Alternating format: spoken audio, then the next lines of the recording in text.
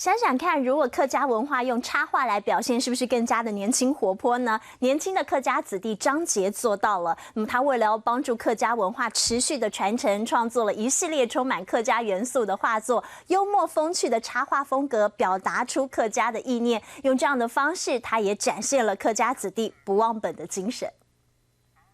我觉得每个人都是一座山，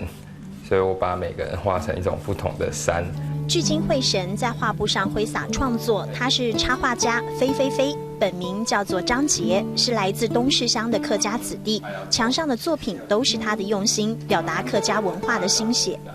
因为客家元素要画出来，我觉得文化这种东西，就语言啊、文化这种用太视觉化，其实我觉得有点难。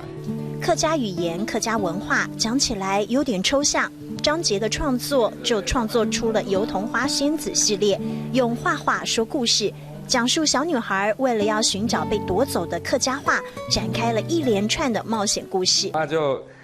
给了小女孩花环，就是象征文化传承的花环。然后在这里，我把阿嬷教她的客家话都画出来，比如说是像下言啊、新典版啊，把抽象的客家文化变成了童话故事，再把客家元素巧妙地融入画作，不管是谁都能够轻松了解客家文化。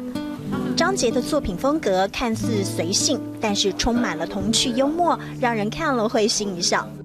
张杰从小就热爱画画，生长在客家庄的他受到客家文化的熏陶，他决定用自己的一技之长为文化的传承尽一份心力，用画画来介绍，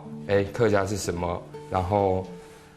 它有什么意义，或它也不用说到意义啦，只要让别人知道，原来客家蛮轻松有趣的，对，不是传统以前人想象的刻板印象的客家人。走出户外观察人群，拿出小画册，简单一支笔就可以随手创作。就看看，其实台湾还蛮有趣的现象蛮多的，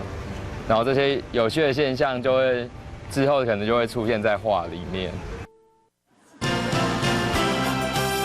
从日常生活中取材，化为一幅幅的作品。张杰年纪轻轻27岁，就懂得用创新的方式传承客家文化，展现出客家子弟不忘本的精神，实在令人钦佩。